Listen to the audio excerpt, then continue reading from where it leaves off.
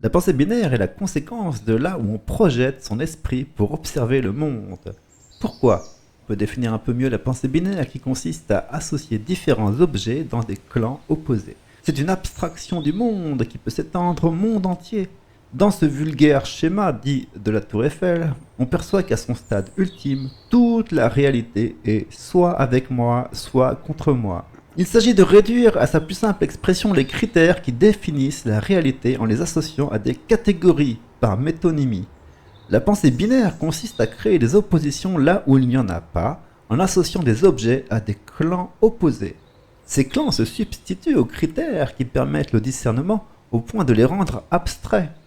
Disons que ça facilite le travail des cerveaux fatigués ou peu performants, ou en tout cas qui viennent de découvrir un sujet complexe et qu'ils abordent pas à pas. En réalité, avec le progrès, le cerveau va perdre l'usage de ces catégories de critères primitives pour en trouver des plus fines et des plus conceptuelles. Mais il ne pourra jamais s'extraire totalement de la matrice qui l'oblige à placer les objets de la réalité dans des catégories de critères qui servent de levier à son discernement. Et le fait de réduire ces catégories de réel en vrai, faux, bien ou mal, avec moi ou contre moi, est juste un niveau d'abstraction de la réalité qui se situe au premier pas de la conscience. C'est ce qu'on peut appeler une arriération mentale, ou en tout cas c'est quand l'enfant, dans la théorie de l'esprit, vient juste d'élaborer un sujet qui soit distinct de lui-même. C'est un peu ce qui fait l'immaturité émotionnelle des psychopathes, mais ça, on aura bien l'occasion d'y revenir. Pour donner un exemple, on dira d'une personne qui n'aime pas le désordre que nécessairement, elle doit soigner son apparence, et ainsi aussi s'exprimer avec clarté. Évidemment, cette personne est riche, ça c'est sûr.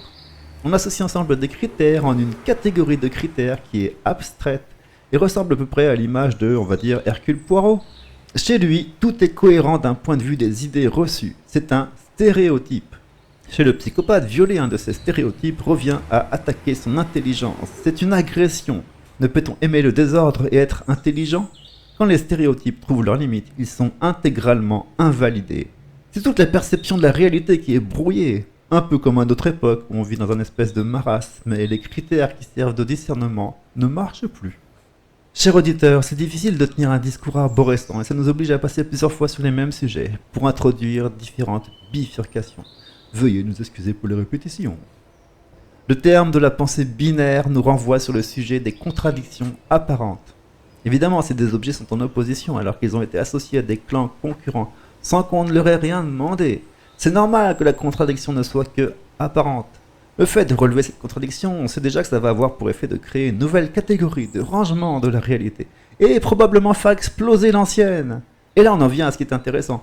Enfin, la question de la pensée binaire est le fait d'avoir projeté son esprit à l'intérieur du cadre de la réalité physique 3D, qui est un monde à somme nulle régi par la théorie de la complétude, exprimable par des mathématiques du premier degré, où la logique classique, dite binaire, règne en maître. Dans ce petit monde, tout est simple.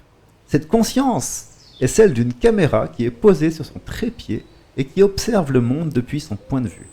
Beaucoup de choses lui échappent. Elle ne peut même pas se filmer elle-même. Elle observe les choses froidement et sans contexte, de façon statique. Cette caméra, cette conscience projetée dans la réalité, est ce que nous appelons l'ego.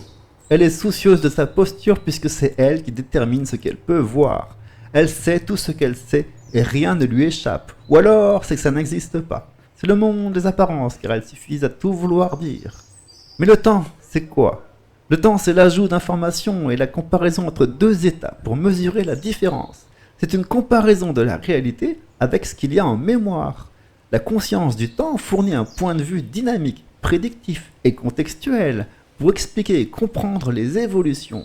Ça, c'est le point de vue de l'esprit qui ne se contente pas des apparences mais fait reposer le savoir sur la mémoire. Là où une caméra devine le savoir à partir de ce qui est observé, l'esprit, ou le metteur en scène si vous voulez, détermine ce qui peut être observé à partir de son savoir et de la dynamique à laquelle il s'attend.